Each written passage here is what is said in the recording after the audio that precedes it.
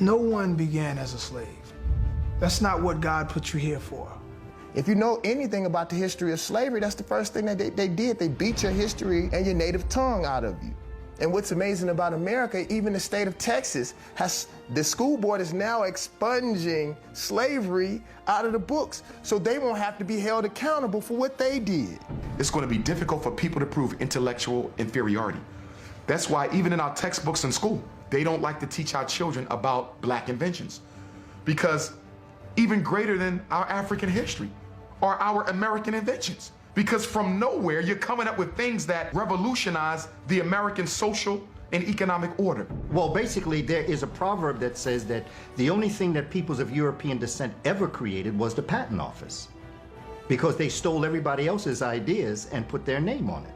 During slavery, because you were the property of your master, a lot of what we invented was automatically given credit to the master. The credit was forwarded to the master because we was property. We weren't allowed to take fame or notoriety for the things we created. Anything that made work easier.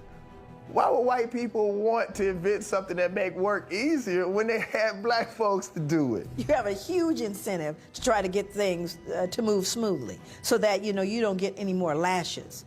Or somebody doesn't now have to sell someone else in your family. There was a lot of incentive to create inventions. And that's another thing. Most of our black inventors had to deal with idea theft. White folks would come in and say, we did it first because we didn't necessarily know the process or have the money to patent our inventions. So white folk will find out what a black person invented and go do it real fast and get their application in, because back then the process wasn't as thorough as it is now. Whoever got their application in first to the patent office, that's who got the patent. So we got thousands of inventions by black people. We'll never even know it because of the fact that they were stolen. They don't want anyone to know that we invented things. If it wasn't for black people, white people couldn't take a dump. A black man invented the toilet, and he just made it white on purpose. A slave by the name of Black Sam, Eli Whitney's slave, created the idea for the cotton gin, and his master took it and patented in his own name. How could he do that with no benefit of books? He wasn't even allowed to learn. A lot of people assume just because African slaves were illiterate, they were ignorant. And there's a real big difference, because African people, they had a very elaborate language or elaborate languages over in Africa. When Africans were brought over here, they were taught a bastardized version of English, and they weren't even allowed to see the language written down.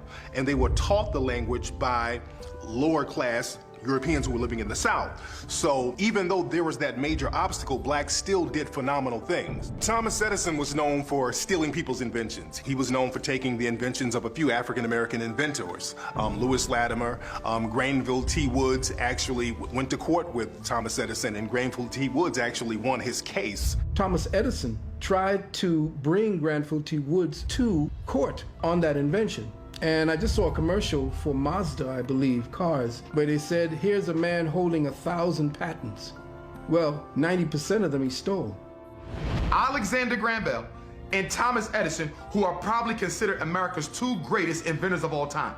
But guess who was designing their blueprints for the patent application? A black man. Now let's think about this for a minute. If you invent something, why do you need me to do the blueprints for the patent application? If it's your idea, how in the hell can I do the blueprints for it? You can't do the blueprints for my idea. I have to do them.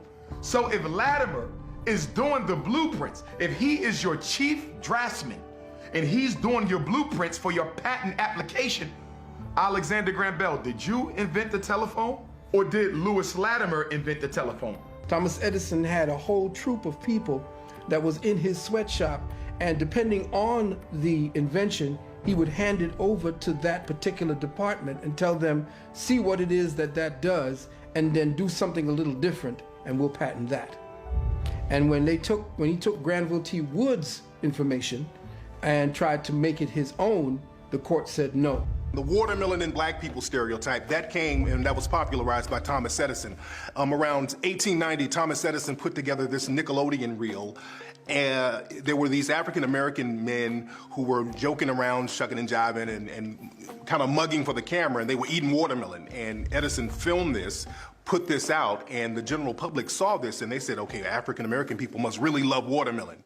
And right after that film came out, Thousands of postcards and all types of memorabilia flooded the market of African American people eating watermelon, so that watermelon stereotype was popularized by Thomas Edison. A lot of people don't know there's an African American male who is significant, has patents on the first major computer chips that made computers operate. Other inventors that we don't know about, essentially, who they call the father of the internet, was Philip Emeagwali, a Nigerian man who essentially created the connection for quantum bits of information so that multiple computers could actually communicate with one another. During slavery, and this is well documented by white people, many of the masters, when they were sick, did not call for the physician. They called for the big mama on the plantation. And she would come with her medicine bag that didn't have alcohol and rum. It had all types of things that she made from the herbs that she had planted. Some of them said, I don't want the doctor. Bring me the witch doctor, that voodoo woman who I own. Africans took what they brought from Africa, which would be a ground hockey, and all they did apply the game to ice. When the British were fighting the United States, there were African slaves or former slaves assisting the British in fighting the U.S.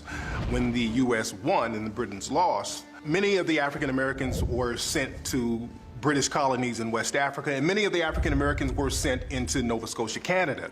And they formed what we now know as hockey. They started to play this new game called hockey, which was something that Africans were doing in Africa. In ancient Kemet, there was a form of field hockey that they were playing. And they went into Canada and they created what we now know as hockey. And there were actually Black Canadian hockey teams in the early sport of hockey that a lot of people don't know about.